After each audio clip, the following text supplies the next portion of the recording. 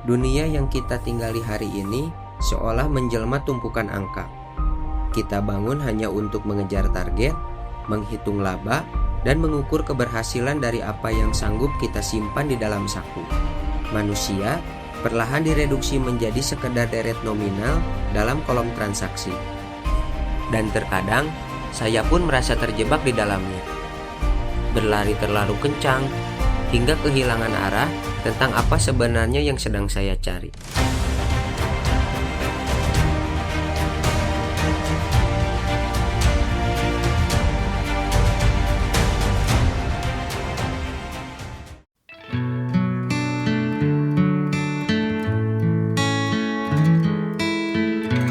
Pagi masih terlalu malu untuk menampakkan wajahnya saat saya dan cucu Aldian memutar roda menuju ke arah selatan. Kali ini, aspal akan memandu kami menempuh waktu 3 hingga 4 jam perjalanan menuju sebuah sudut sunyi di Kabupaten Tasikmalaya bernama Kecamatan Cikalong. Di sanalah sebuah harmoni dirajut. Rimbunnya perkebunan bertemu langsung dengan tegarnya deburan ombak pesisir.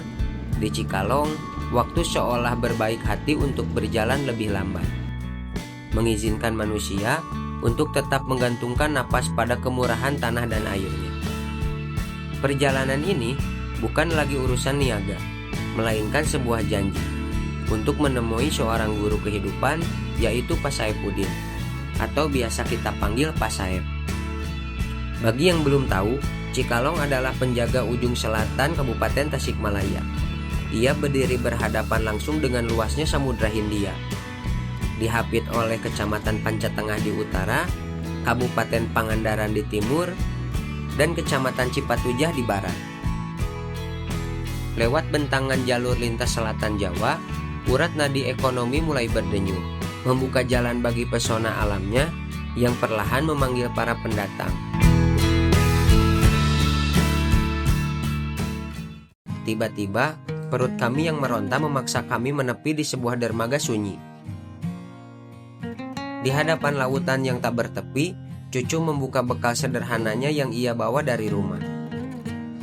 Kita seringkali berlomba mengejar kemewahan di atas meja-meja restoran yang mahal, namun pagi ini, sekerat nasi di pinggir dermaga terasa jauh lebih bermakna.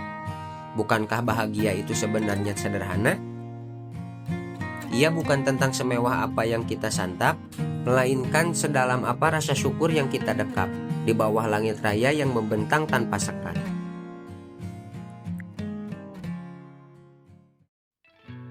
Lalu, kami pun melanjutkan perjalanan.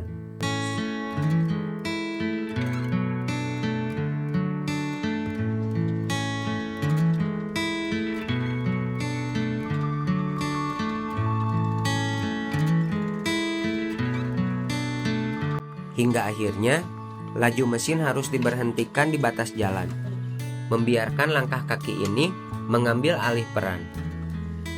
Di bawah sengatan matahari yang seolah menguji nyali, kami menyusuri jalan setapak.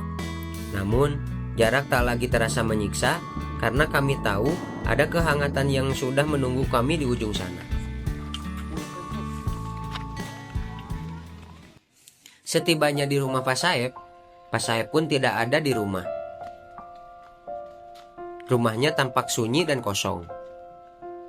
Beliau baru saja menuntaskan pertarungannya dengan lumpur kolam saat kami tiba. Tak butuh waktu lama, obrolan pun mengalir deras, sehangat seduhan kopi yang dihidangkan. Kami berbicara tentang ikan, tentang kolam, dan tentang hukum pasar yang tak selalu adil. Di balik senyumnya yang teduh, tersimpan keluh kesah para petani. Harga pakan yang meroket tak sejalan dengan harga jual yang seringkali dihempaskan oleh permainan pasar.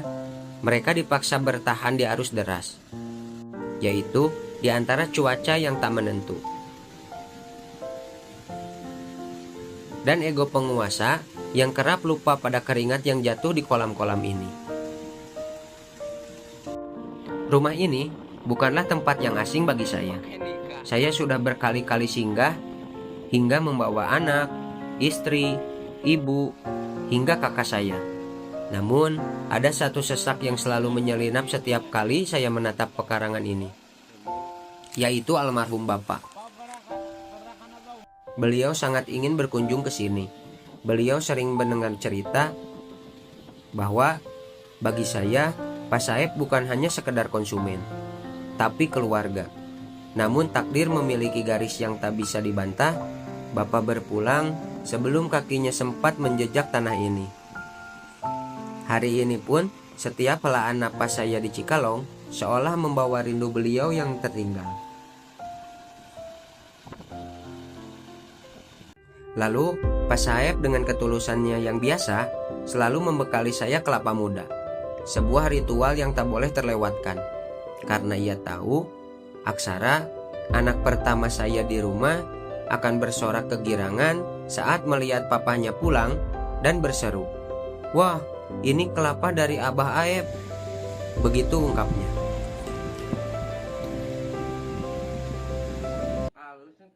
Makan siang pun tiba. Menu desa yang bersahaja namun rasanya meledak di lidah. Entah karena perut yang sudah keroncongan atau karena ada bumbu rahasia yang tak pernah dijual di pasar manapun, yaitu ketulusan. Karena pemberian yang dilandasi dengan kasih akan selalu memiliki rasa yang tak sanggup dibahasakan.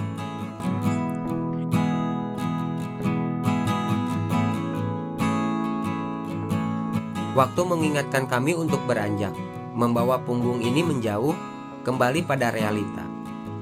Langkah kaki ini mungkin harus kembali pulang, meninggalkan gemuruh ombak dan nyiur yang melambai tenang. Namun di tanah Cikalong, saya menitipkan lelah dan membawa pulang sebentuk hati yang tak lagi resah. Sebab pelarian terbaik bukanlah pergi sejauh mungkin untuk menghilang, melainkan menemukan tempat di mana kita diterima untuk kembali berpulang. Perjalanan hari ini mengajarkan saya bahwa bumi tidak melulu berputar di atas poros transaksi. Pak Saeb adalah pengingat bahwa kekayaan tak pernah diukur dari seberapa banyak yang kita miliki, melainkan seberapa besar kita berani memberi dari dalam hati. Terima kasih sudah bersedia menyimak di tengah dunia yang rasanya semakin berisik. Terima kasih sudah bersedia merasa bahwa ketulusan adalah bahasa yang tak butuh direka. Sebab kelak bukan tumpukan harta yang membuat kita dikenang, melainkan jejak kebaikan yang membuat hati orang lain merasa tenang.